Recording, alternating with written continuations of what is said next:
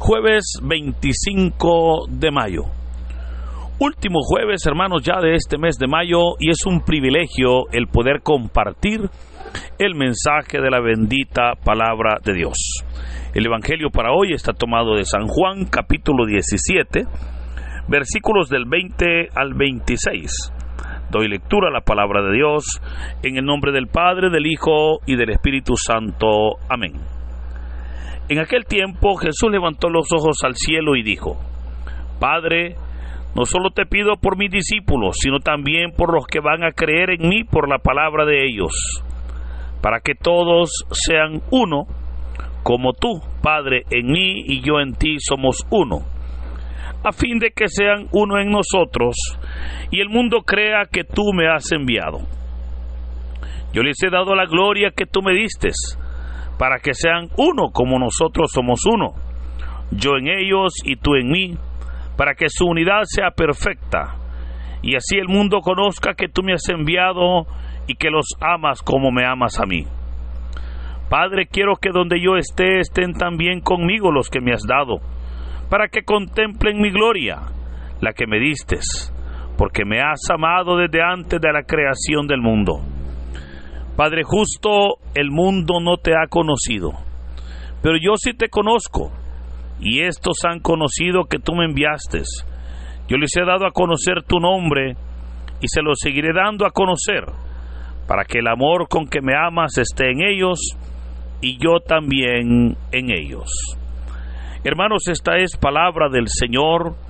Gloria y honor a ti, Señor Jesús. Continuamos meditando la oración sacerdotal que el Señor Jesús realizó antes de ser capturado y que nos la presenta el Evangelio de San Juan en el capítulo 17. Ya hemos dicho que este capítulo es parte de ese sermón o ese largo sermón que el Señor Jesús dio a sus discípulos, el cual inició allá en el aposento alto y terminó en el huerto del Getsemaní, donde el Señor pues va a orar. También hemos hablado de cómo litúrgicamente esta oración se ha dividido en tres partes, ¿verdad? La primera parte, que era lo que veíamos pues hace 2 días, ¿verdad? Cuando el Señor oraba por sí mismo, los primeros 10 versículos. La segunda parte, que es la que veíamos el día de ayer, donde el Señor Jesús oraba por sus discípulos, que fueron los versículos 11 al 19. Y la tercera parte, que es lo que hoy hemos leído, que comprende la oración de Jesús por todos los creyentes, desde el versículo 20 hasta el versículo 26, ¿verdad? El cual, insisto, es el texto que hoy hemos leído. Ahora, notemos entonces cómo el Señor está siempre orando, pero hoy cambia, ¿verdad?, el destinatario o el destino o el propósito de la oración.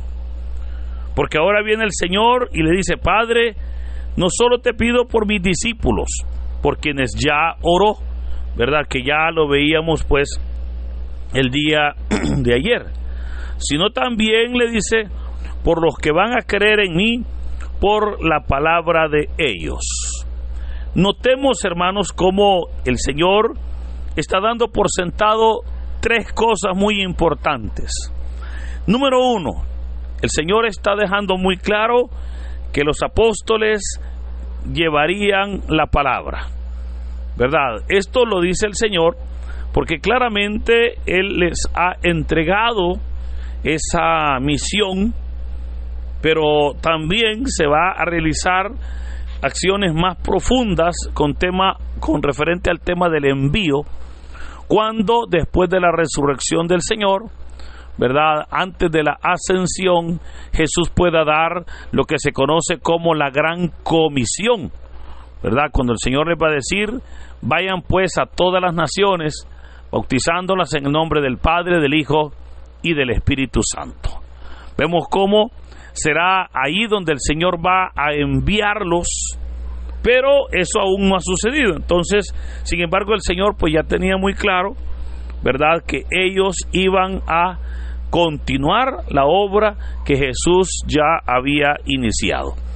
El segundo aspecto que el Señor está dejando muy claro es que por esa acción, por esa predicación de los apóstoles, muchas personas iban a creer en Él. Note, todavía no ha iniciado en este momento la iglesia, porque la iglesia va a iniciar hasta Pentecostés.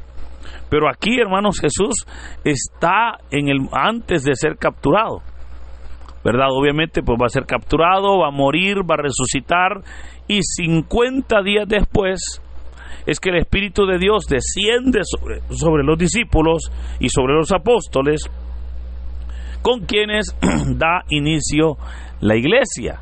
Pero notemos, todavía no ha sucedido, y el Señor ya está dejando muy claro que muchas personas iban a creer en Él por la predicación, por el anuncio del mensaje del Evangelio a todas las naciones. Y tercero, podemos ver cómo también el Señor está dejando muy claro, ¿verdad?, y es obvio, que su obra no terminaría ahí. O sea, porque si ellos tenían que llevar la palabra y muchos iban a creer, obviamente su obra no iba a terminar con su muerte, ¿verdad? Al contrario, fue ahí donde inició todo, porque 3 días después el Señor resucitó, pero por esa muerte, verdaderamente una muerte vicaria, por esa muerte, por esa sangre derramada, es que nosotros recibimos el perdón de nuestros pecados. Ahora, hermanos, estos 3 elementos que Jesús está dejando muy claro acá, son elementos que es siempre importante que la iglesia pueda estar en constante revisión y en constante cumplimiento, porque es importante, vea, que nosotros siempre llevemos la palabra de Dios. Es necesario que la palabra de Dios pueda ser predicada. Es necesario que la palabra siga siendo anunciada. Hoy en día pues se utilizan tantos recursos para poder predicar la palabra, y eso es bueno porque son herramientas, son puertas que Dios nos permite abrir. Pero también sabemos que es necesario, porque es importantísimo y muy urgente que las personas crean en Cristo. Y para que las personas crean en Cristo, obviamente debemos de anunciarles la palabra. Bien lo dice el apóstol Pablo allá en la carta a los Romanos, en el capítulo 10, cuando dice: ¿cómo pues invocarán a aquel si no han oído? ¿Y cómo oirán si nadie les predica? Entonces vemos cómo es necesario que se les anuncie la palabra, para que escuchando el mensaje puedan creer, y creyendo obviamente puedan hacer la voluntad de Dios. Y obviamente eso implica, ¿verdad?, que la obra de Dios sigue. La obra de Dios sigue. O sea, esto es importante, fíjese, porque hay personas que podrán decir: bueno, pero a lo mejor la obra de Dios va a terminar. No, hermano, la obra de Dios sigue, porque la obra de Dios durante 2000 años no ha sido detenida, y sabemos que sigue, porque obviamente el mensaje de Dios es poderoso. Ahora, continuando con la lectura del texto, veamos cómo el Señor va a decir: Padre, te pido por los que van a creer en mí. Ahora, esa parte de creer en Cristo Hermano, ¿qué es creer en Cristo? Digo esto porque hay personas que piensan que creer en Cristo es simplemente oír hablar de Jesús. Otros todavía ni creen, fíjese. Lamentablemente hay personas que van a la iglesia que no creen. Otros que están sirviéndole al Señor, pero no creen en el Señor. Mire qué paradoja más rara, ¿verdad? Muchos le sirven a Jesús, pero no creen en Él. Y piensan que por servirle, pues obviamente están ellos en una mejor relación con Dios. Pero hermano, la palabra de Dios nos manda a que nosotros creamos en Él. Entonces, ¿qué es creer en Cristo? Mire, creer en Cristo es obviamente conocerle a Él, ¿verdad? Porque yo siempre he dicho, a veces pedimos a las personas que crean en Cristo, que crean en Dios, pero ¿cómo van a creer en un Dios que no conocen? Y por esa razón, porque de hecho eso es delicado, por esa razón es que muchas personas andan adorando a Dios de diversas maneras, y es porque no lo conocen, y como no lo conocen, pues ellas piensan que haciendo algunas acciones que hacen, Dios con eso se va a sentir complacido. Y yo siempre digo, hay que conocer a Dios, porque conociéndolo, yo sé cómo Dios piensa, yo sé qué es lo que Dios quiere de mí, yo entiendo cuál es su voluntad y obviamente me dispongo a cumplirla. Por eso, hermanos, para creer en Cristo, lo primero que yo debo de hacer es conocerle, ¿verdad? Al conocerle, yo voy a tener esa confianza, esa cercanía, y eso obviamente se traduce en fe, ¿verdad? Ahora, creer en Cristo es por lo menos creer en Él en todos los aspectos. ¿A qué aspectos me refiero? A los aspectos como Dios y como hombre. O sea, es importante que podamos comprender que Jesús es Dios hombre. O sea, es hombre y es Dios. Pero eso nos ayuda a nosotros a poder comprender cómo en nuestra naturaleza pecaminosa hay uno que nos entiende, y ese es Cristo. Cristo sabe cuando una persona se siente oprimida, porque el Señor estuvo en opresión. Cristo sabe el dolor, porque Él experimentó el dolor. Entonces, hermanos, creer en Cristo implica el poder compartir con Cristo ese mismo sentimiento, el poder compartir esa misma fe, esa misma vida, y el poder seguirle a Él y servirle a Él en todo momento. Ahora, veamos cómo el Señor dice: te pido por los que van a creer en mí, para que sean uno. El gran propósito del Señor es la unidad.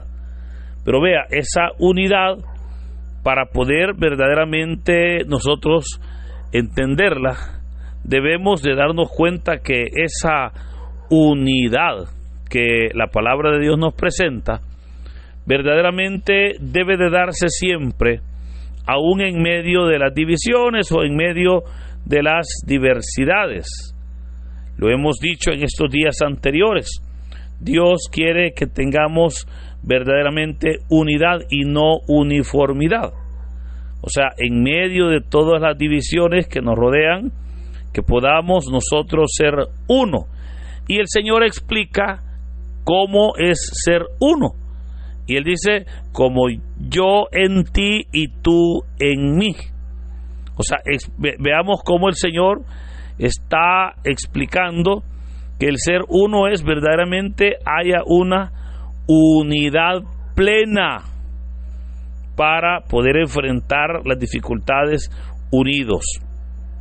O sea, es el llegar a estar unido a Cristo hasta el punto de ser uno, como dice la palabra.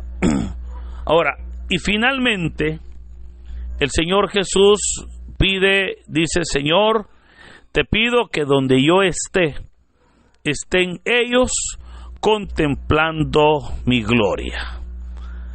Este texto, hermanos, creo que para nosotros es fácil, y mucho más en estos días, ¿verdad? Estamos en la semana previo a Pentecostés, posterior al domingo de la Ascensión, porque vea, claramente veíamos el domingo anterior que el Señor Jesús, 40 días después de haber resucitado, reunió a sus discípulos en un lugar donde Él los convocó, y después de darles las últimas instrucciones, dice la palabra, que el Señor ascendió al reino de los cielos.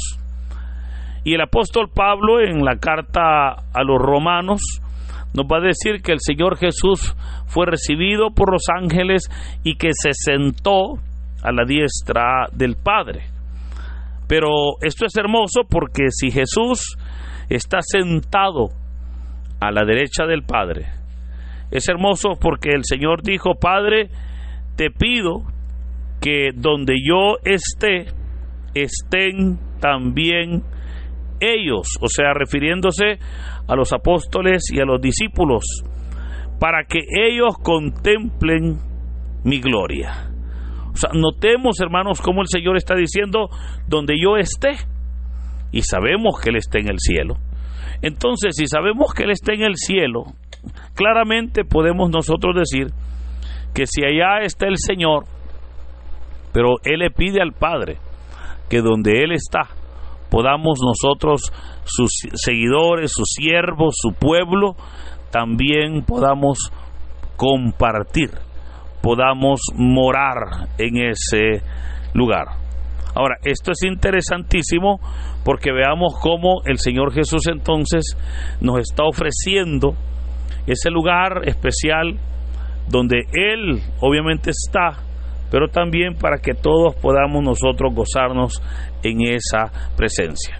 Ahora, hermanos, podemos entonces, para terminar esta oración de Jesús, podemos darnos cuenta cómo la oración que el Señor hace y que la hemos meditado en estos 3 días, nos presenta en verdad cómo Jesús, Él verdaderamente confiaba y amaba a sus discípulos, cómo Él les amaba a ellos, a tal punto que en su oración final, antes de ser capturado, vemos cómo claramente el Señor está intercediendo por Él, está orando por sus necesidades, por su tribulación, está orando por sus discípulos, ¿verdad? Por los 11 que van a continuar, o los 12 con Matías, pero también está orando por toda la humanidad que durante el tiempo, escuchando la palabra, se ha convertido, y ahora somos hombres y mujeres de fe. Por eso, démosle toda honra y toda gloria al Señor, porque vea que en su oración nuestras vidas siempre están ahí presentes, porque sabemos, hermanos, verdaderamente cómo el Señor oró para que el Padre pudiese proteger y respaldar su obra. Por eso le animo para que nosotros siempre oremos por la obra de Dios. Oremos para que sea Dios, mire, reprendiendo al diablo, para que sea Dios verdaderamente obrando, trayendo paz y bendición a todas las familias. Hermanos, que en este hermoso día el Señor nos bendiga. En el nombre del Padre, del Hijo y del Espíritu Santo. Amén.